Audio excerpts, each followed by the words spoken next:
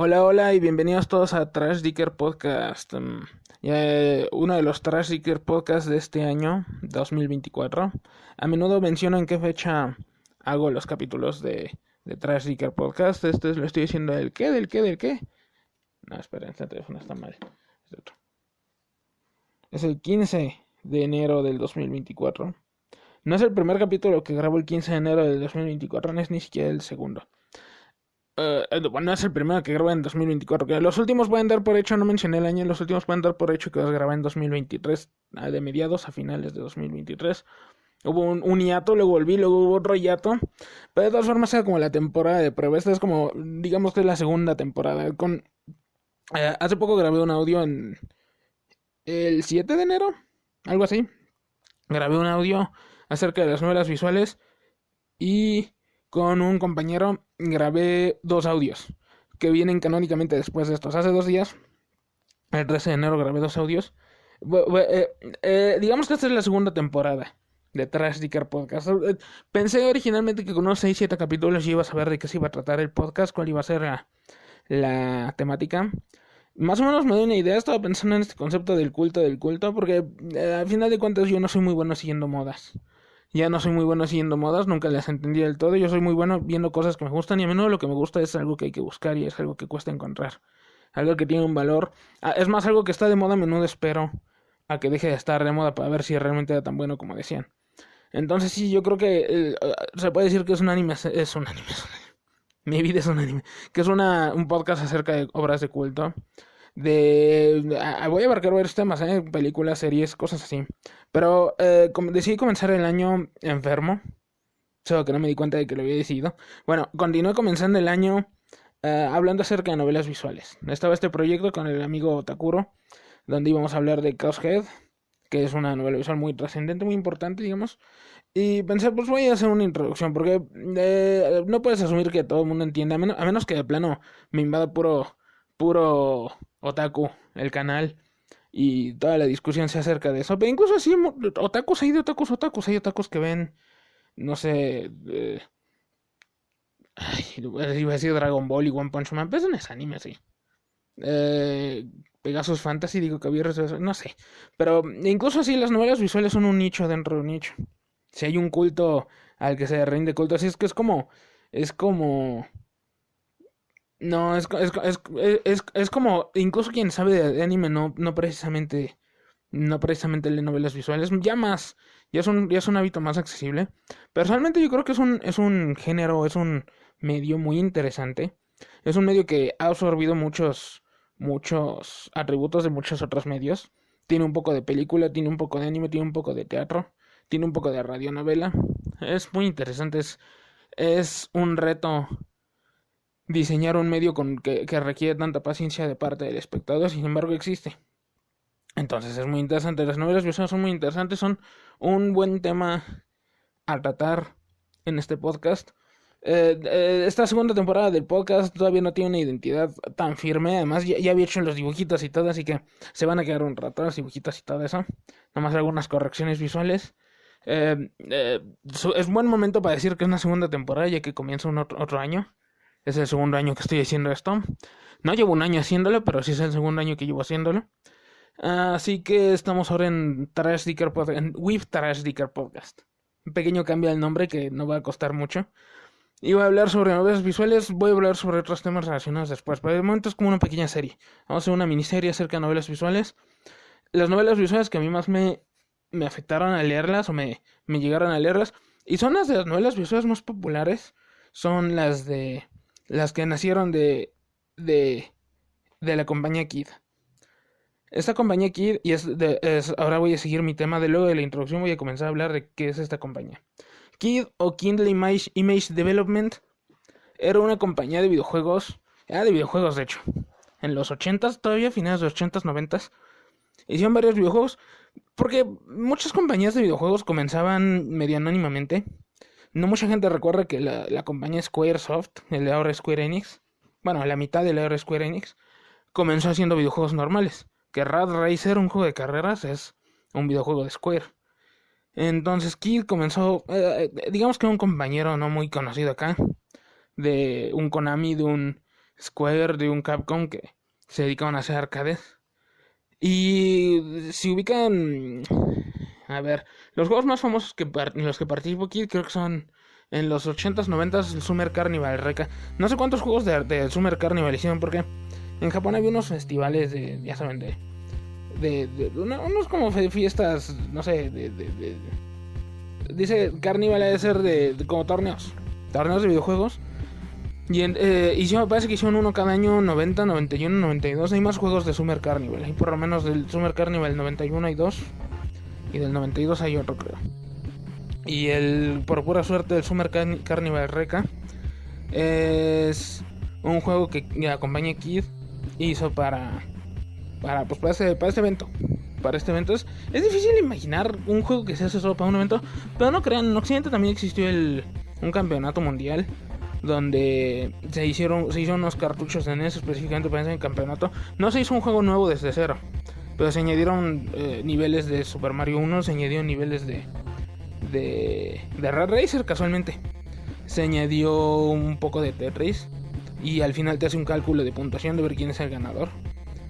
Entonces es algo que se hacía. Entonces, curiosamente hay este cartucho del campeonato, por cierto, tiene una versión normal y una versión gris, plateada y una versión dorada que le dieron a campeones y eso. Creo que la versión normal es azul, no me acuerdo, que era la que tenían los empleados para el torneo. Y esos cartuchos son muy buscados. Yo juraría haber encontrado una vez en YouTube un programa viejo, no me acuerdo si era un programa que se llamaba Eso es Impresionante, donde a unos los ponían a jugar algo similar, a unos chavos. Ay, pónganle 91, 92, 1992. Pero el cartucho de torneo tenía otros juegos. Tenía, por ejemplo, no tenía Super Mario, sino que tenía Super Mario 2. Y me acuerdo que el comentarista se la pasaba mencionando que tal jugador está cruzando los niveles surrealistas de Super Mario Bros. Y enfocaba mucho en eso, los describí como niveles surrealistas, los mundos surrealistas. Y había otros juegos, por lo menos otros dos, pero no recuerdo ni que fueran Tetris ni Red Racer. Es que es algo que volvió a suceder, pero no veo más evidencias de que haya sucedido. Bueno, pues en Japón este es Summer Carnival Reka, que es un juegazo. No sé si es muy difícil o no, muy fácil. Al comienzo es muy fácil, no sé si luego se pone difícil. Es un juegazo con una música muy impresionante. Hagan de cuenta, es un Danmaku. Unos años antes de que el Danmaku fuera un evento. Un Bullet Hell, un juego, todo juego de navecitas, pero de 1990, como dicta el año del juego. Y este Summer Carnival Reka tiene una música fabulosa. Es famoso por su música. Creo que es el elemento más reconocido que tiene. No sé si se considera un pionero de los Danmakus o no tengo idea. Pero dejó su huellita en la historia. El Summer Carnival Reka. Luego esta misma compañía, ¿qué más hizo? De juegos conocidos, creo que el más conocido de esa compañía, de toda la vida de esa compañía, creo que es el del Pepsi Man. Ese Kusoge. Ubican al Pepsi Man. Es una figura promocional de Pepsi que justamente se hizo famosa en el mundo por esto. Por eso y por unos anuncios donde cierto cuate gordo se la pasa tomando Pepsi y hablaba en inglés y le subtitulaban en japonés, algo que solían hacer los japoneses. Este Pepsi Man tenía un videojuego, y en este videojuego corres para adelante, recoges latas de Pepsi y el mundo enloquece a tu alrededor, y tú saltas y te agachas y todo, evitas obstáculos y consigues Pepsi y haces que las demás personas consigan Pepsi. Y eso es un juego por el que cobraron. Qué extraño. Y es famoso por su canción. Por su canción, luego su símbolo, el personaje es como un superhéroe sin cara, todo está cubierto de gris y de azul. Los colores entonces de Pepsi de allá. De Japón, no sale de Japón originalmente, me parece, ni la campaña salió originalmente de Japón, se hizo famoso acá después. Y eso, cada que hace algo, cada que como habla como a base de efervescencias, con ruido como de efervescencias. Y cada que algo climático sucede, un coro grita Pepsi Man. Y tiene una canción también que grita Pepsi Man. Es famoso y lo hizo esta compañía. Que yo sepa, lo hizo esta compañía. No sé, otros juegos más desconocidos. Por ejemplo, hay un juego tipo Monopoly donde vas construyendo en tus casillas. Vas desarrollando cosas distintas en tus casillas. Es entretenido. No salió de Japón nunca, creo. Por ahí hay una traducción. Está divertido. Tal vez sí salió de Japón. A ver qué lo pienso. Tal vez salió de Japón. Pero bueno, esta es una compañía, la típica compañía que desarrollaría cosas para PlayStation o para Dreamcast. De juegos raros, juegos como la crisis extraña de... ¿Cómo se llamaba ese juego de Dreamcast? La crisis extraña de Takeshi, no me acuerdo. De esos juegos como un Samba de amigo, de esos juegos experimentales. Y esta compañía en algún momento descubrieron que cuando haces programas juegos, cuando programas RPGs, de hecho, las novelas visuales son un medio que, ya con la experiencia de los RPGs, de los estatus, esas cosas, las novelas visuales son un medio fácil de hacer. Si tienes dibujantes decentes, si tienes dibujantes preparados, si tienes alguno que otro actor de voz, o contactos con agencias que actúan voces, que es algo que se estaba popularizando más en los juegos. Juegos del SNES no tenían voces, casi se puede decir. Juegos de PlayStation ya. Entonces ellos entraron en este nuevo mercado de las novelas visuales con sonido. Porque las novelas visuales durante mucho tiempo fueron o fantasías raras, como ese juego de Enix donde, no sé, una chamaca le van a cortar, o no me acuerdo cómo era, o le iban a aplastar. O juegos de citas. Juegos de citas que tenían estatus medio complejos, que te van trazando qué cosas, qué actividades haces, cómo sube tu fuerza, como las habré mencionado ya en el video de 7 de enero. Y ellos entraron en el mercado con Memory Soft. Y de hecho es una buena cosa que entraron en el mercado porque cuando gente que no sabe hacer algo lo intenta, a menudo se les pueden ocurrir ideas más originales que alguien que ya tiene experiencia, porque alguien que ya tiene experiencia ya se sabe los atajos, ya sabe, estas películas de... Si alguien hace películas de zombie, dice, estas películas de zombie tienen este ritmo, los efectos los compras en tal cosa, puedes usar carne de tal, los actores tienen que actuar de cierta forma, pero alguien que no sabe hacerlo, a veces le puede salir peor, pero a veces le puede salir mejor lo que no hacía. Entonces estos cuates... hubo mucha gente involucrada escribiendo estas primeras novelas, pero no gente que tenía mucha experiencia en las novelas visuales, así que en general mucha gente no tenía mucha experiencia en novelas visuales, por eso visual novelas como Divided existen, porque buscaban su nicho, buscaban escribir historias raras, ya es algo más estandarizado, y los juegos de citas incluso ya se pueden hacer en Occidente, hay juegos de citas que se hacen en Occidente, que se financian con Patreon, con crowdfunding, así denme dinero en el Patreon, Dicker 296, que se financian con Patreon, con crowdfunding, y es algo que ya cualquiera puede hacer y es algo que ya tiene sus medios para hacerse. Y de hecho el mayor ejemplo, una de las obras que más va a ser mencionada en mi podcast, en el canal de YouTube, en todo, sería el Experiment Lane. Fue hecho por un director de anime normal y para el resto eran gente foránea de la industria. Eran un director de cine de terror, el productor tal vez también era un productor medio normal, pero el diseñador de personajes no. Era un recién salido de esos estudios que no veía nada de anime. Entonces es algo similar. Quien sea que haya comenzado a escribir estas novelas visuales, lo estaba haciendo como se le ocurría. Y medio tuvo una idea, porque esta novela visual está estructurada en base a un evento. Y esta novela visual se llama Memory Soft. Memory Soft es acerca de... No me acuerdo de qué era el primer Memory Soft, porque cada Memory Soft tiene una trama diferente. Eso es un grupo de amigos y a menudo los amigos vuelven a aparecer en los siguientes juegos, en las siguientes novelas, acerca de que una amiga de ellos muere o de que alguien quería hacer una película y tienen que continuarla ellos. Es una novela visual, pero no es una novela visual como juego de citas de entro a este mundo, necesito esto, o conozco a esta gente y elijo compañía, elijo gente que tiene distintas actividades y me integro en sus actividades y a partir de ese desarrollo trama. Aquí hay una historia central y los personajes son afectados por esta historia central, es casi una historia de desastres naturales. Y esto va a afectar luego a cómo se siguieron escribiendo estas novelas visuales. Entonces Memory Soft, indistinta de la versión que era, tienen en común una cosa, que los personajes son afectados por un evento. Y este evento los va moviendo hasta el final de la historia. Tienen que completar algo, o tienen que olvidar algo, o tienen que recordar algo. Y tiene elementos de juegos de cita, pero elementos débiles de juegos de citas. Era una compañía que se dedicaba a hacer videojuegos y sabían que si metes contenido hentai y eroge en una consola, eso reduce tu público. Incluso compañías que ya sabían de videojuegos, como Atlus. Atlus, por ejemplo, hizo algunas novelas visuales para PlayStation. Por ahí hay una novela visual de vampiros que tiene un parche en español y quisiera en inglés para PlayStation. Y saben, desde entonces ya estaba claro. Si quieres que una novela visual tenga mucho público en consolas, lo mejor es no metas contenido erógeno, no metas contenido explícitamente sexual, porque estás reduciendo tu público. Mucha gente que tiene consolas son niños, o son gente muy joven que todavía no le entra esas cosas.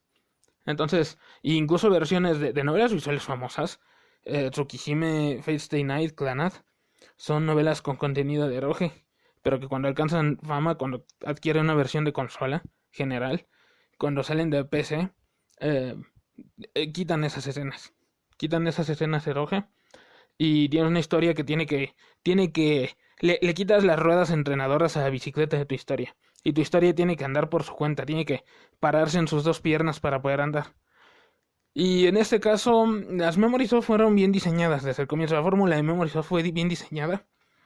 Pero aunque no había un autor, digamos, un autor de cajón, un Hideo Kojima, un Shinji Mikami que dijera el proyecto. Pero mucha gente participaba. Eran diseñadores menores, no estaban planeando hacer un Star Wars o un Final Fantasy. No era un proyecto tan ambicioso. Pero sí decidieron hacer una versión de ciencia ficción de Memory Soft. Una versión de ciencia ficción de Memory Soft que ocurre en el 2021 en este caso. La primera entrega es de la que vamos a hablar en este audio, en este podcast de hoy, que se llama... de hecho el título les va a engañar, se llama Infinity. Originalmente se llamaba Infinity y salió para PlayStation. Y es acerca de que en el 2021, me parece, en el 2021, porque muchas cosas en esta historia son múltiplos de 7. Hay un número que sigue apareciendo a menudo en cosas. Cuando alguien hace una cuenta regresiva, cuando faltan cosas para que suceda algo, cuando hay ingredientes para algo, suelen venir de 7 en 7. Y en esta historia Infinity, que es donde comenzaron muchas cosas, porque posiblemente tomaron inspiración en Juno y en historias similares como las de C.S. Weir, como los de... No sé si Infinity es más viejo que Moon. Moon, una novela visual de donde salieron los de Clannad antes de hacer canon, no me acuerdo bien. Moon, que también es una historia medio experimental. Que por cierto, esas historias eran experimentales. Los 90s en Japón, la era de un Final 7, de un Majora's Mask, de un Metal Gear Solid, de historias de Evangelion, de historias muy experimentales, de una generación que estaba experimentando mucho con la narrativa. Así que no tenía nada de raro que esta historia no estuviera tan conectada con los estereotipos incluso de su época. Y en este es Memory Soft con ciencia ficción, con viajes en el tiempo específicamente. En este Memory Soft tienes un grupo de estudiantes universitarios, lo cual de por sí es medio raro. Los universitarios no suelen ser personajes de novela visual. Usualmente el anime y eso se centra en el periodo de bachillerato, de preparatoria, porque es el periodo que todos están comprometidos legalmente a cursar, más o menos. Y porque... Así que sabes que incluso gente que no estudió en la universidad se va a identificar con esto. Y porque, porque tu público juvenil está en ese estado, se encuentra en ese estado de su vida. Y también porque consideran un momento muy nostálgico, su último gran momento de libertad y de hacer amigos y eso. Su última gran oportunidad. Porque luego la universidad ya es más de hacer grupos cercanos o de ya dedicarse a las cosas que uno se quiere dedicar. Entonces, ahí de inicio se salieron un poquito de la raya. Y es algo bueno. Entonces en Infinity tienes un grupo de universitarios, pero son universitarios medio vagos. Tienen que ir a un seminario en sus vacaciones, porque todos todos los que están participando tienen en común que son malos estudiantes, que son desatentos, que están desconectados de la vida diaria. Y eso es algo, el hecho de que se incluya viajes en el tiempo, el hecho de que se incluya adultos jóvenes desconectados de su sociedad, estos son elementos que ya estaban naciendo en este momento.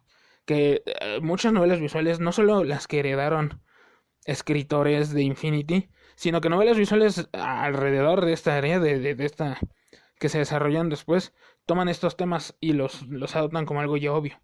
Entonces tienes a estos adultos jóvenes que les dicen, si quieren seguir cursando, van a tener que ir a un seminario. Y dicen, ¿cómo que un seminario?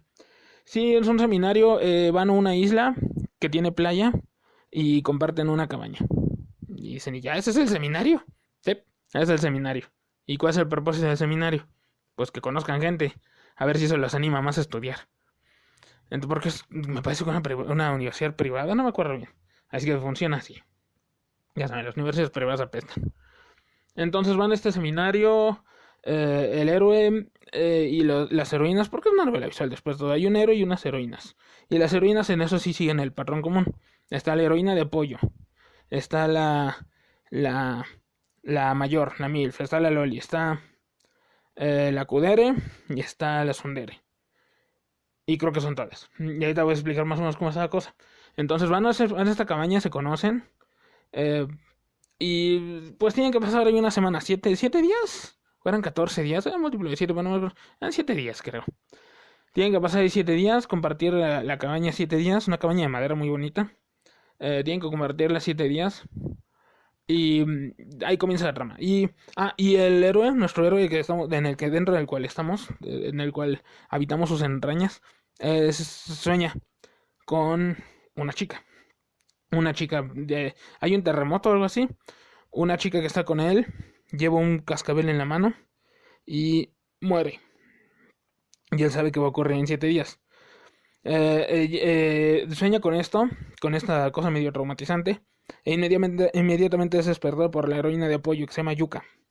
Que es, es una heroína de apoyo fabulosa porque, hablando de no tener experiencia con los arquetipos en novela visual, porque la heroína de apoyo, la Nagisa, ¿qué otras heroínas famosas de apoyo hay?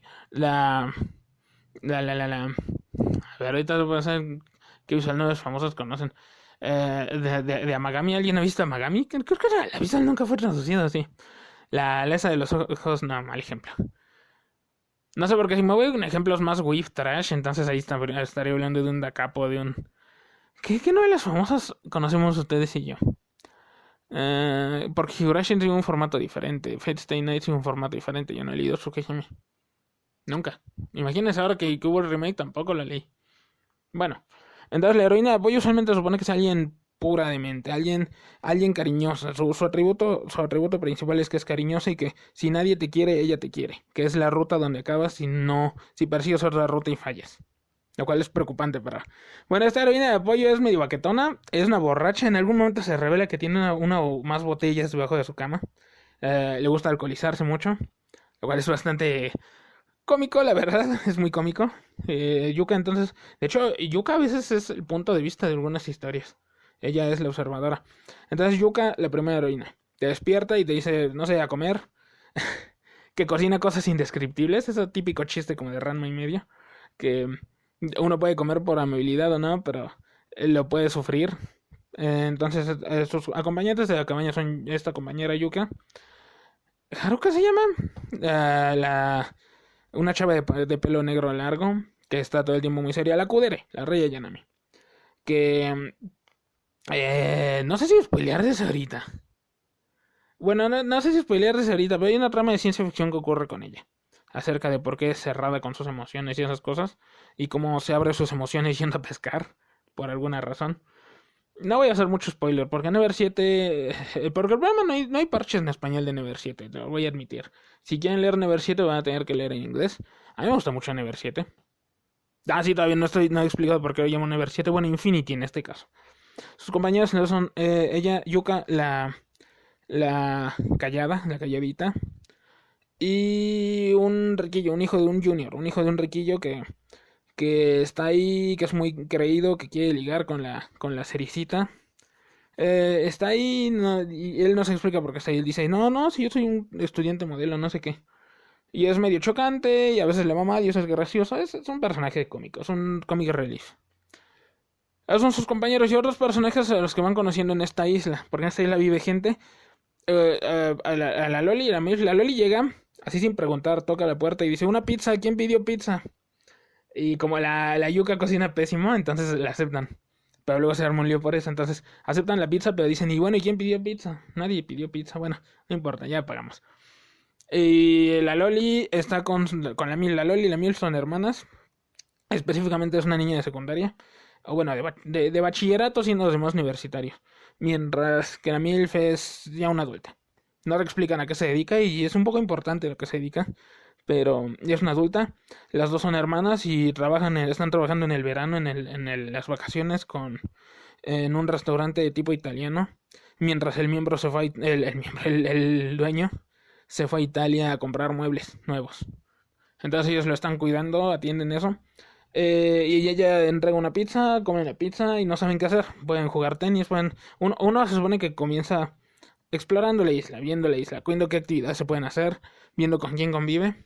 Luego conocen a la Tsundere, una rubia enojona, muy enojona, que les dice, oigan, ¿ustedes saben por qué pedí una pizza pero no llegó a mi casa? Entonces acabo de involucrar con ellos. Pero es el personaje que menos relevancia tiene. Tan poca relevancia que existen dos versiones de Infinity. Y para la segunda versión todas las heroínas tuvieron nuevo doblaje, nueva actriz de voz. Ella no. Ella no tuvo nueva actriz de voz, no tuvo nuevas líneas. Su ruta es básica. Su ruta es una muestra de la ambición original con la que se escribió Infinity. No la ambición expandida con la que se hizo después. Entonces está Sí, entonces la Milf tiene pelo azul, se llama Izumi. La Loli se llama Kurumi, las dos hermanas. La Tsundere se llama... No me acuerdo cómo se llama. Así de poco importante es. ¿Y qué otras heroínas hay? Creo que son todas. Porque hay un ruco, por ahí hay alguien que tiene dos rutas. Más de un personaje que tiene dos rutas. Ahí te explico. Entonces la historia Infinity es acerca de estos jóvenes que están pasando estas vacaciones obligatorias en una isla. No sé, en algún momento quieren nadar. Quieren nadar en la playa, pero ven que la playa todavía no iguala a la temperatura del sol. Que dicen que la playa tarda 3 meses en igualar la temperatura del sol, 2 meses. Entonces se ponen a nadar en un hotel. Se cuelan en un hotel para usar su alberca. Y luego los expulsan. En algún momento conocen a una paciente, a una cliente de este hotel, una chavita, que les dice que son unos raros, que son unos raritos. Y les regala un llavero alguien le regala a alguien un llavero de un gato. No me acuerdo si era Yuka, ella o ella Yuka. Y este llavero de un gato da a entender que esta niña luego iba a ser un personaje de Memory Soft, que es un crossover muy temprano de Memory Soft, la saga que ya había crecido mucho, la saga que estaba levantando a la empresa. Le estaba dando el brazo, le estaba extendiendo el brazo humildemente a esta nueva novela visual Infinity, que acabó siendo historia. Memory Soft, el único spin-off importante de Memory Soft hasta ahorita, fuera del propio Memory Soft, la única influencia es Myself Yourself. La influencia de Infinity es de lo que voy a estar hablando durante horas. Entonces, nada que ver.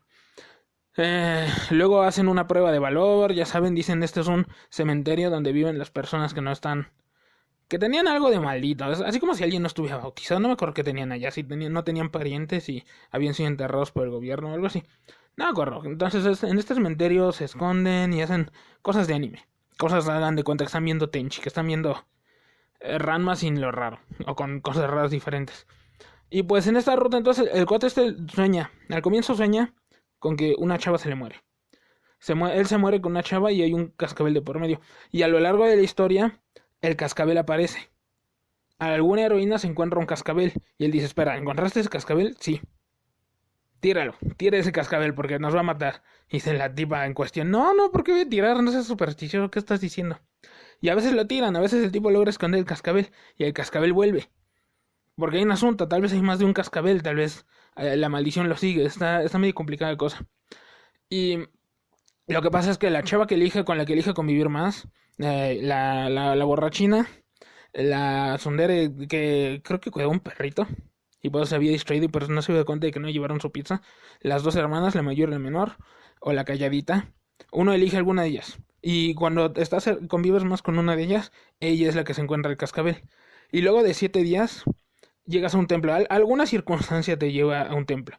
A circunstancias extrañas, en algún momento atropellan a alguien y su sangre queda desparramada por el asfalto. No, ¿qué onda? Y tú tienes que averiguar quién de las otras, tú tienes que deducir quién de las otras tiene un tipo de sangre compatible para ayudarle, porque en esa isla solo hay una clínica. Y además están aislados porque llega el fenómeno del niño. Esta cosa es del 97, el fenómeno del niño apenas tenía nombre, apenas se había sido inventado el niño. Entonces llega un tifón básicamente. Llega un tifón y ahí es la aldea, o sea que pero cuando tienen problemas están ahí encerrados y tienen que resolverlos por su cuenta, no pueden recibir ayuda externa. Y entonces lo que le pasa a las heroínas es muy variado. Una, por ejemplo, la propia Yuka recuerda a alguien que quería mucho que murió y piensa que al usar el poder del templo, porque el templo parece que te permite viajar en el tiempo, que lo va a poder revivir. Entonces ella va solita al templo. La calladita no me acuerdo qué quería. Algo de sus emociones o... Ah, sí, la cosa que no les puedo spoilear. Una cosa futurista, un dilema futurista acerca de cosas futuristas por la que es discriminada. Hagan de cuenta que es un androide. No es, pero hagan de cuenta algo así. Que es un androide y la sondera la discrimina por ser un androide. y ella se siente mal y se va. Y acaba en el templo ese. La propia Tsundere, no me acuerdo, por la misma pelea, se considera culpable y se va. Eh, las hermanas tienen un asunto más complicado porque las hermanas ya estuvieron involucradas en el viaje en el tiempo. Las hermanas realmente tienen casi la misma edad. Tienen una diferencia como de 5 años, pero realmente tienen una diferencia de 2 años. Algo así. Donde la hermanita menor, la Loli, en algún momento fue secuestrada. Fue secuestrada por unos criminales que se escondieron en el templo. Que parece producir viajes en el tiempo. Que es como la caseta de Doctor Who. La caseta que no es de teléfonos, es de policía. Bueno, entonces la Loli fue cuando era bebé, cuando una bebita fue secuestrada, llevada al templo con los dos pandilleros. Y ellos aparecieron heridos. Se desmoronaba el templo o algo así. Ellos aparecen heridos y la enanita aparece 3 años después con la misma edad. Ya cuando le habían dado de luto y ya cuando la daban por muerta.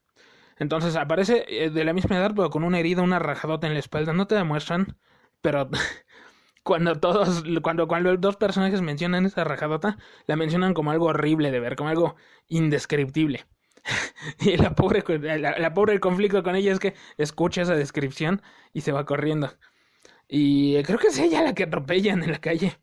Entonces, pobrecita. Y pues eso, actúa como una niña, juega con unos cangrejos y no es que tanto juega en la playa. Y la hermana mayor, no me acuerdo cuál era el conflicto con ella original. El conflicto básico con ella. Tiene que ver con la hermanita, supongo. Pero bueno, es una novela visual con estas 5 rutas. Es una novela visual sencilla, un juego de citas. Es un juego de citas. Cuando la chava con la que estás va al templo, la sigues, tiembla, el templo se desmorona encima de ambos, mueren los dos. Pero el cascabel suena y el cascabel te manda una semana al pasado. Y todo vuelve a suceder. Todo vuelve a suceder y tienes que convencer a estas personas de que corrijan el error, de que no tomen los pasos que ya tomaron para que sucediera la tragedia en cuestión. Y ya, esa es la historia. Y además hay una subtrama. Donde el héroe adivina cosas. En algún momento va al restaurante italiano donde están trabajando las dos hermanas. Y dice. Y luego de platicar, de mucho pasar el rato, de conocerse, ya de aligerar los pleitos por la pizza y todo eso. La tipa dice, oigan, vamos a ver, voy a ver qué voy a preparar. Y el héroe dice, yo ya sé qué vas a preparar. Vas a preparar, creo que es paella. Paella, sí. Y la tipa dice, oh, ¿cómo adivinaste que iba a preparar eso? Y el tipo dice, no, no sé. También hay una escena, me encanta esa escena, donde están jugando también con las dos hermanas. ¿Por qué? Son muy vagos, luego de que los echan de la alberca se la pasan todo el tiempo. De hecho, incluso desde antes de que las echen de la alberca, se las pasan todo el tiempo visitando ese sitio. Molestando a esas dos hermanitas que creo que duermen arriba del restaurante, si eso se pueda. Y en algún momento están jugando Memorama, algo como Memorama, con una baraja normal de ases, rey, reina, esas cosas. Están jugando Memorama y el tipo dice, a ver, yo digo que esta tarjeta y esta tarjeta son la pareja de reyes rojos. Y los voltea y sí son la pareja de reyes rojos. Y todos, oh, qué divino. Y dice, yo creo que estos dos son los ases negros. Y dicen, ay, ¿a poco? Los voltea y sí son los ases negros. Porque ya ven que en el Memorama, si le atinas, sigue siendo tu turno. Cuando fallas es cuando le toca al otro jugador. Entonces se le hace una cadena consecutiva de... ¿Cuántas tarjetas tiene una baraja? 52 de 26. No, pongámosle 24. Una cadena de 24 adivinaciones consecutivas. Que dice, esos son los 3 rojos. Y los voltea y sí son. Esos son los 5 negros. Los voltea y sí son. Y llega a cierto punto se comienzan a asustar todos los involucrados. Dicen, ¿cómo puedes adivinar 26 veces la combinación de las cartas? Eso no es algo que pueda suceder. Si la primera adivinación tiene una probabilidad de 50 a 1, la segunda de 50 a 1, la tercera de 49 a 1, la cuarta de 48 a 1, entonces algo así como 100 millones o contra una la probabilidad de que puedas adivinar todas las cartas seguidas sin equivocarte. Y todos se quedan mirando y dicen, ¿cómo sucedió esto? ¿Cómo se dio casualidad de que estás viendo el futuro? Y dice la Loli, no, pues antes de hacerlo la probabilidad es de no sé cuántos millones a una. Pero cuando ya lo hiciste la probabilidad es de 100%. Era de una contra una. Entonces no se meten muy profundo todavía en ese asunto. Está interesante, no se meten muy profundo. Pero de entender qué cosas el héroe las puede adivinar. Y considerando que el héroe vive la semana, muere, es mandado al pasado. Vive la semana y sobrevive. Entonces desarrolla la teoría de que tal vez no es la primera semana que repite. de que esa misma semana ya la había vivido una vez, pero que no la recuerda bien. Y los eventos que puede adivinar no está adivinando, los está recordando. Pero no se profundiza mucho en eso. Las rutas normales de Infinity llegan hasta acá. El tipo adivina cosas y viaja por el tiempo. Y parece que... De hecho, la trama de Infinity va avanzando conforme se le añadieron expansiones. Su escenario se va enriqueciendo. Entonces, son rutas normales, no hay un final definido, no hay un final. Porque las novelas visuales y los juegos de citas originalmente no tenían un true ending, un final verdadero, un final bueno. Eliges a una chava, esta chava me cae bien, es el final. No voy a tener tiempo para leerme 5 finales, más sus 5 finales malos, porque tiene muchos finales malos. Porque cada uno tiene un final malo, un desenvolvimiento malo de cómo pueden ir las cosas. Y pues eso, ahí termina Infinity, pero Infinity... si buscan en en la base de datos de novelas visuales, verán que en Infinity, ahí mencionan director, escritor, ahí mencionan un total de 14 escritores, o por lo menos los mencionaban en algún momento. Pero eso es porque existieron realmente 3 versiones de Infinity, o mejor dicho, existe Infinity y 2 fandisk. Una novela visual tiene un fandisk, recibe un fandisk, y el fandisk es mercancía anexa a la novela visual. El fandisk puede tener una ruta extra, o puede tener wallpapers para la computadora, puede tener una ruta que sigue después de un final. Puedes ver el desenvolvimiento final de una heroína en particular. Un ejemplo muy famoso es Clannad. Tiene Clannad After Story, que creo que era la ruta de... No sé si había 2 After Story. Uno con Aguisa y otro con la segunda más popular. Entonces... pues The Fate Stay Night, Fate Hollow Ataraxia es un fandisk, no es realmente una secuela. Así oficialmente no es una secuela, aunque maneja el canon posterior. Pero es un fandisk, es para tener más contenido sin comprometerse mucho. Si algún día ven Recreators, tienen que ver Recreators, siempre es algo muy gracioso, que sale de una novela visual y le añaden poderes creando fandisk. Bueno, pues, Never 17, Infinity. Infinity tuvo 2 fandisk. Aunque no eran exactamente discos. Infinity de PlayStation tuvo 2 fandisk. Uno también de PlayStation y uno de Neo. No me acuerdo si era el Neo y uno. Si era. Creo que era para el WonderSwan Color. Yo recuerdo que era para el WonderSwan Color. Pero por eso he equivocado. Una de esas consolas. Hay unas microconsolitas a color que se volvieron populares en los 90. Cuando salió el Engage. Cuando salió esa cosa que parece un teléfono, pero que también cargaba algunos juegos, que de repente carga bien una versión de Tomb Raider casi completa, no sé cómo le hicieron, que era un teléfono de hecho. Bueno, salió el WonderSwan Color, que era, yo creo que era un WonderSwan Color, no me acuerdo ahorita bien. El WonderSwan es una consola que inventó Gunpei Yokoi cuando lo expulsaron de Nintendo por hacer el Virtual Boy, el Virtual Boy, el diseñador del Game Boy, el diseñador de Metroid en teoría, por más dirigió el proyecto, el Deer Force. Bueno, la cosa es que estas consolitas de mano a colores se volvieron muy populares por las novelas visuales. Porque una novela visual necesita pocos recursos. Si le bajas la cantidad de píxeles, necesita menos recursos. Si algún día pueden ver Niarco-san, hay una ova de Niarco donde el tipo está encerrado en una novela visual, en un juego de citas, donde literalmente ve personajes planos parados enfrente de él diciéndole cosas. Bueno, cuando lo mandan a vivir la vida, lo avientan de la casa y le avientan en la cabeza una de estas consolitas. Porque eran legendarias para los juegos. Y también se ven en el mundo que solo Dios conoce. Ven que aparte de un PSP tiene consolas viejas. Bueno, entonces existieron 2 fandisk de Infinity. Infinity Museum e Infinity Cure. Infinity Cura. Y estos fandisk hacen toda la diferencia porque le añaden muchos detalles a la historia de Infinity. Que la historia de Infinity, recordemos, Héroe llega a unas vacaciones forzosas con 5 heroínas. Héroe despierta recordando algo que va a suceder pronto. Héroe vive una semana y muere. Y luego Héroe revive esa misma semana y salva a la chica. Hasta el momento, y hay una subtrama donde adivina cosas. Tal vez porque ya lleva repitiendo ciclos indefinidamente estilo Haruhi, ya saben, el agosto infinito. Bueno, y apenas se va a salir si sale de la isla, sale del ciclo. Y siempre son 7 días, 7 días, 7 días. Creo que en algún momento hacen una parrillada en la playa y se pelean por una bolsa de carne. Es bastante estándar en ese sentido. Y la borracha se emborracha. La borracha se emborracha, pero luego resulta que no estaba tan borracha en esa parrillada, que se hacía la borracha para decir algo sin que la rechazaran. Bueno, es la esqueleto original de Infinity. Entonces, Infinity se le añadieron varias rutas. Si sumamos las rutas de Infinity Museum y de Infinity Cure, juntos después formaron la versión final de Dreamcast, que se llamaba... Porque si se llamaba Infinity y tenía 2 expansiones, y las juntan todas, ¿cómo se va a llamar la nueva novela visual? El final de Infinity, la versión final de Infinity. Y le pusieron como título, nuevo título, Never 7, de que nunca llega el día 7. Never 7, The End of Infinity. Never 7, la versión final de Infinity. De esta versión final vienen todas las rutas de la versión in Museum, de la versión Cure. Vienen nuevas actrices de voz, excepto por la Tsundere, que la dejaron, no le extendieron su ruta. Vienen varios detalles nuevos. Y Never 7 es una locura. El resultado final de Never 7, ahora sí es Never 7, no Infinity. El resultado de Never 7 es una locura. Es el donde comenzaron muchas cosas de inicio. El hecho de que estos como decía, estos temas pues, se van desarrollando de usar mucho viaje en el tiempo. Estos 3 temas en particular. De usar viaje en el tiempo, que recuerdas, eres capaz de recorrer el viaje en el tiempo.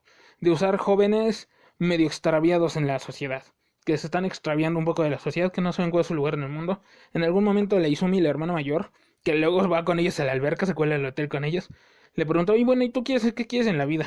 Y el tipo dice, pues no sé, no sé realmente qué quiero en la vida, tal vez no sea bueno en nada, tal vez no sirvo para nada, y por eso no voy a clases, y no convivo con gente. Entonces, el hecho de que haya viajes en el tiempo, el hecho de que estos jóvenes no anden medio extraviados en la vida, y el hecho de que haya poderes psíquicos, o se plantea la idea de que hay poderes psíquicos, de que hay adivinación, de que estos 3 pilares son de lo que estoy hablando. Cuando hablo de Infinity y su influencia, hablo de estos 3 pilares, estas 3 cosas que inventaron, que están en Chaos Head, están en Steins Gate, están en Robotics Notes, están en 999, están en Virtus Last Reward, están en los juegos nanarios, no sé si suenan. Están en varios sitios ahora y tuvieron mucha influencia en la ciencia ficción de novelas visuales, que está teniendo más influencia en la ciencia ficción de anime. Y aquí comenzó, literal, aquí con Never 7 comenzó. Y Never 7 lo que expande la historia es esto.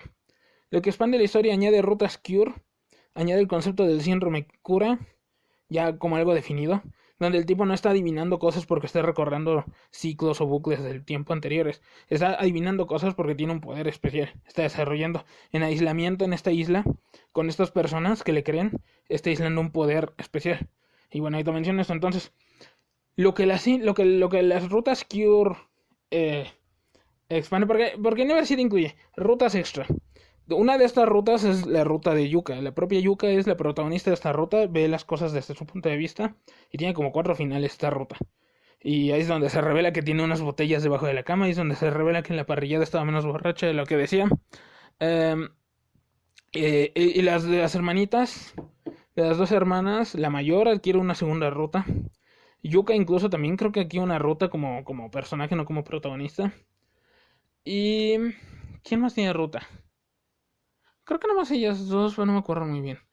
Bueno, entonces, estas nuevas rutas extendidas, de hecho Izumi, la hermana mayor, adquiere 2 rutas. Creo. Luego de que juegas las rutas originales, las 5 rutas esqueleto, tienes acceso a las otras rutas, que son decisiones medio difíciles de entender. Por ejemplo, ¿por qué la ruta de Izumi de la hermana mayor tienes que visitar a la hermana menor? Y para conocer la ruta de hermana menor tienes que visitar a la hermana mayor. Que en la escena de donde la hermana menor juega con cangrejos, es complicado. O sea, le añadieron cosas y le añadieron cosas de manera complicada. Y por eso es un poco una novela visual medio sobreescrita. No, como cuando un escritor ya tiene su historia, no la publica, se la pasa leyéndola, le añade cosas. Y si lo dejas, nunca va a terminar de añadirle cosas. Va a estar como George Lucas, siempre pegándole nuevas escenas a su libro. Y Never City tuvo un poco de ese síndrome, pero le benefició bastante. Le benefició bastante, y además fue donde comenzaron a florecer ciertos escritores que eran muy insistentes con estos temas que manejaba Never 7. Y lo que te revela la trama de Never 7 más adelante es una locura. Ay. A ver, este cuate cuando adivina cosas, cuando adivina los pensamientos de otros, te mencionan que una persona en Estados Unidos, Tom Fabilin, tenía una amiga llamada Julia con la que iban a dar de vacaciones, que en algún momento ella se ahogó, y que Tom Fabilin así junto a su cadáver puso su mano y dijo: tú vas a estar bien, y la ahogada revive. Y luego eso tiene repercusiones dentro de este mundo muy, muy grandes. Bueno, más o menos grandes. Y te revelan que, de hecho, el seminario en el que están los estudiantes no es un seminario de gente vaga, de juntar a gente vaga y que convivan. No es el taller de tareas de la primaria. No. Es un experimento social. Es un experimento social o metafísico social o raro acerca de una cosa que se llama síndrome Cure. Cuando este Tom revivió esta Julia, se desarrolló la idea de que tal vez Tom desarrolló un poder no propio de él, sino que desarrolló un poder por estar aislado, porque todas las personas a su alrededor pensaban que era algo que podía hacer.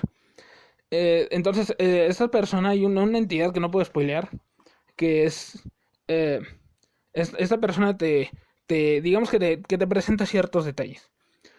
Te presenta ciertos detalles de que cambian la trama.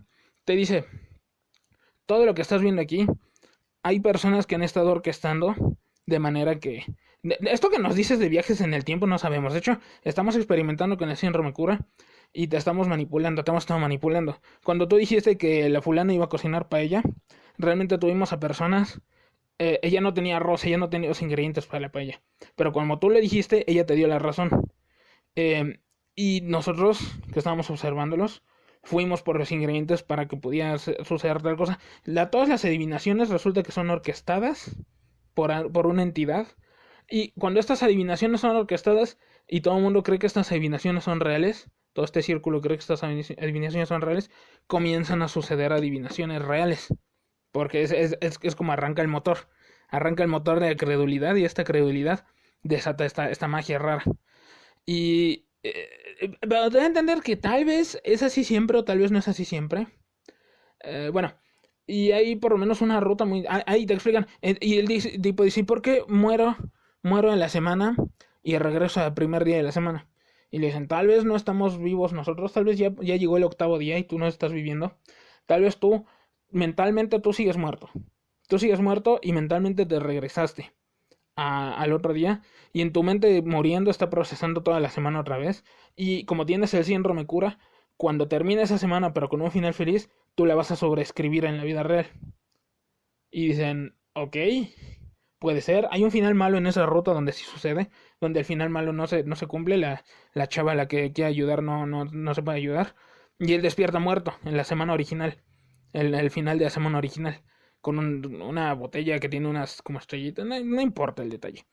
Entonces parece ser que sí es así, pero luego parece ser que no es así porque en otras de las rutas el tipo desenmascara esta pequeña conspiración y dice, oigan, ¿y qué tal si hacemos que la conspiración funcione pero con el otro tipo, el Junior, el riquillo, el bufón de la historia? ¿Qué pasa si a él lo hacemos creer que tiene poderes? ¿Qué pasa si a él lo confundimos, pensamos que la semana se está repitiendo? La Loli tiene que irse a la secundaria, a su preparatoria, pero vamos a decir que no está por otra razón. Sí va a correr la semana, pero vamos a decirle que no corrió la semana, que está regresándose. Y es una ruta de comedia donde a este cuate lo engañan. Y nada supernatural ocurre en realidad. Nada. Simplemente la semana termina y se van todos y el tipo se ve confundido. Entonces, se va a entender de nuevo, con el ejemplo de las tarjetas, yo creo que lo que se extiende, lo que se extrapola de aquí, es que unas cosas son reales en unas rutas y son reales en otras rutas. Porque, por ejemplo, sí, ya me acordé de un ejemplo. Yuka, la borrachita, la heroína básica de apoyo. Esta le pregunta al tipo, oye, ¿y tú has salido con alguien? ¿Has besado a alguien? ¿Has estado con alguien? Y el tipo puede contestar sí o sí no. Y en teoría siempre es cierto. Uno está reescribiendo el pasado al decir que sí o decir que no.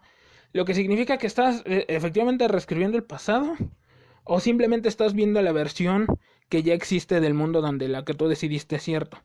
Y tal vez el personaje que dijo que sí nunca habría podido decir que no y su versión que dijo que no nunca habría podido decir que sí. En cuyo caso estamos hablando de unos universos donde existe el viaje en el tiempo, de otros donde existe el síndrome Cura y de otros que son normales. Está muy confuso, está muy interesante. Es como decir, las rutas estás tomando decisiones, pero no de las cosas que van a suceder, sino de las cosas que van a suceder, que sucedieron. Y tú estás decidiendo que esto, así como se ve, realmente al tomar tus decisiones, tu historia no va a un origen, no va a un final diferente, viene de un origen diferente.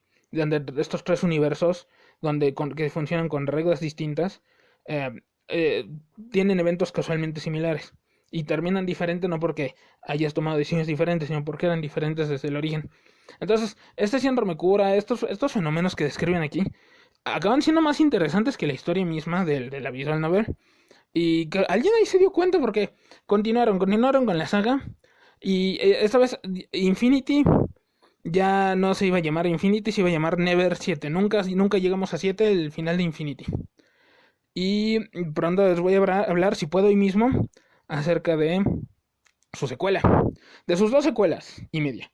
Sus 2 secuelas, pero la segunda secuela conecta más con el audio que... Tengo que conectarle con el audio que ya grabé con el compañero Rightsider. Así que ese va a tardar. Ahorita voy a grabar este y el siguiente. Never 7, si pueden, véanla. Es difícil de instalar Never 7 un poco. El parche se hizo en... ¿Qué? ¿2011? ¿2012? No me acuerdo. Yo no sé. Yo no estaba. Yo no vivía en este mundo. Se hizo entonces... Yo todavía ni nacía. Entonces se hizo entonces... es un parche inglés hecho por... un tipo que se hizo llamar Blake Winkle, que es un personaje de Ver 17. Un cuate que se emocionó mucho con estas novelas visuales. Que solo Ver 17 tenía versión en inglés. Ya tiene versión en español porque es la más famosa de la trilogía. Pero no está, Ever 17. Entonces hay un parche en inglés. Está un poco difícil de instalar. Si no lo pueden instalar, me dicen.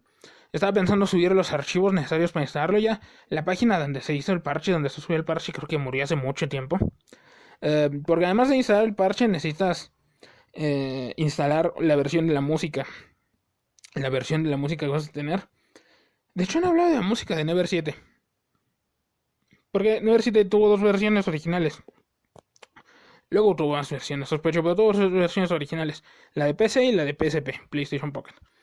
Y en estas 2 versiones, la música suena un poco diferente. Entonces hay unos paquetes de archivos OGG con música diferente. Uno de la versión de PC y una versión de PSP. Yo los tengo todavía. Por ahí los tengo todavía. Tengo todavía los ISOs originales para instalar Never 7. Me gusta mucho Never 7, adoro Never 7.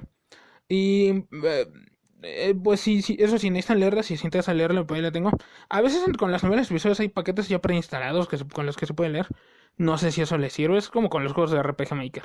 Es complicado comenzarlos a jugar, pero luego hay gente que le añade los datos necesarios para cargar y eso. Y ya preinstalados. Y pues es que también tiene muchos detalles. Never 7, esta versión de PC no solamente incluye las rutas originales de Infinity, con sus nuevos voces, incluye las rutas de Museum y de Cure. También incluye un editor de niveles. Un editor de niveles para una novela visual, no estoy bromeando. Pero solo puedes utilizar imágenes que ya existen en los archivos del juego. Así que te dice el manual que por favor trates de hacer historias relacionadas con la historia principal del juego. Y este editor de niveles existía en la versión de Dreamcast, parece ser. Y en la versión de Dreamcast, que fue la primera de Never 7. Y de hecho el Dreamcast tuvo mucho efecto en esta saga. Bueno, en la versión de Dreamcast ya existía este editor. Y como el Dreamcast tenía conexión a internet, como la gente que hacía mapas de Chucho Rocket y los subía a internet, hubo gente que subió rutas a internet de Never 7. Y de hecho Never 7, la versión de PC incluye, creo que eran 10 o 15 rutas que fueron las mejor calificadas por los fans de entonces, del 2000. Sí, Never 7 es del 97, sus fan 10 son o 98, sus fan 10 que son poco después, y la versión Never 7 de Dreamcast es del 2000. Así de viejo es porque después de eso nadie creía en el Dreamcast todavía. Entonces, Never 7 tiene estos niveles de fans, básicamente. Esos no fueron traducciones a inglés. Pero tiene la ruta de Yuka, que es vista desde la perspectiva de Yuka. Esa, de hecho, no está integrada en el menú de rutas originales. Está integrada como un menú personalizado, como una ruta personalizada. Y es como la campaña de ejemplo, con la que puedes abrir esa campaña y ver cómo la armaron para armar la tuya. Como en StarCraft. En StarCraft, como tiene editor de niveles, añadió una campaña que se llamaba... ¿Cómo se llamaba? Una campaña donde Arturus te dice que persigas a un Alan Cesar. Arturus Mens te dice que vayas a por Alan Cesar. Y ese Alan Cesar descubre cómo controlar Zergs y mezclarlos con protos. Y te encuentras unos protos raros que nadie menciona. Un mollo. Uno de una nave de la ciencia. Un Terran llamado Magallanes. Cosas así. Bueno, esa campaña en StarCraft existe para que puedas analizar cómo se programa una campaña. Y esta ruta de Yuka la ponen para que puedas analizar cómo se arma una ruta. Pero además le añade al canon. Le añade historia al canon. Y es una versión muy comprensiva en ese sentido. Sí tradujeron esa ruta en inglés. Incluye un PDF con la guía. Porque si uno se confunde de cómo se sigue la ruta de Izumi, cómo se sigue la ruta de Kurumi, ese cruce indebido que hicieron, lo puedes corregir, lo puedes transitar, mejor dicho, lo puedes salvar. Y es una buena novela visual, es una novela visual muy buena, con mucho ambiente. Sí tiene una estética muy de la era de PlayStation, de Dreamcast, muy colorida.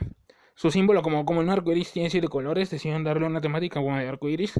Never 7, todo ahí es 7. Y muchas cosas cuando las adivinan, si alguien tira un dado sale 7.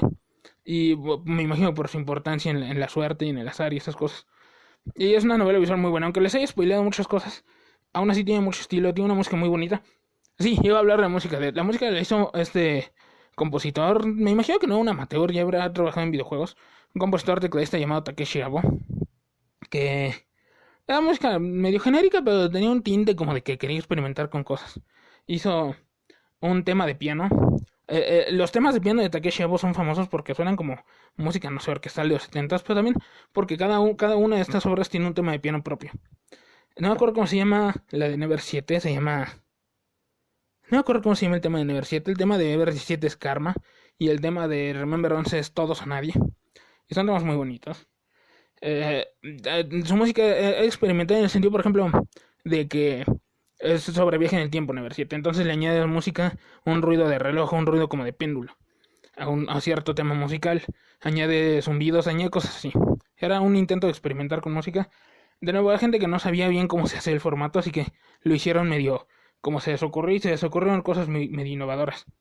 Y que acabaron influyendo mucho. Creo que ahorita todavía no hay tiempo de hacer el audio de Ever 17. El de Remember, tengo que investigar unos nombres para contarles la historia de la transición entre Kid, Hirameki International, creo, y 5PB. En Chaos Head la parte del 5PB le estoy contando con las patas, como me acuerdo, y no me acuerdo bien. Así que ahí sí voy a tener que añadirle detalles realistas, voy a tener que investigar el nombre de Kotaro. Me acuerdo de Kotaro Uchikoshi ahorita, el músico de Takeshi Abo, y de... Y sé dónde acabó quién, ese es el asunto. Sé dónde acabó quién. Sé quién acabó escribiendo Steins Gate y Bravely Default. Sé quién acabó escribiendo 999. Sé quién acabó escribiendo quien fundó Regista y acabó escribiendo Input Output. Esas cosas, pero tengo que investigar bien el nombre para no darles información falsa. Porque este podcast es anecdótico. No me molesta si alguna información la tengo mal. Pero esa transición sí es importante. Pues es acerca de lo que es esta serie. De esta miniserie de audios. Entonces, donde sale Never 7, tiene más o menos éxito. Sale para Dreamcast y hereda un poco de la estética del Dreamcast. Creo que Ever 17 todavía alcanzó a salir para Dreamcast. Y Ever 17, la siguiente, se nota.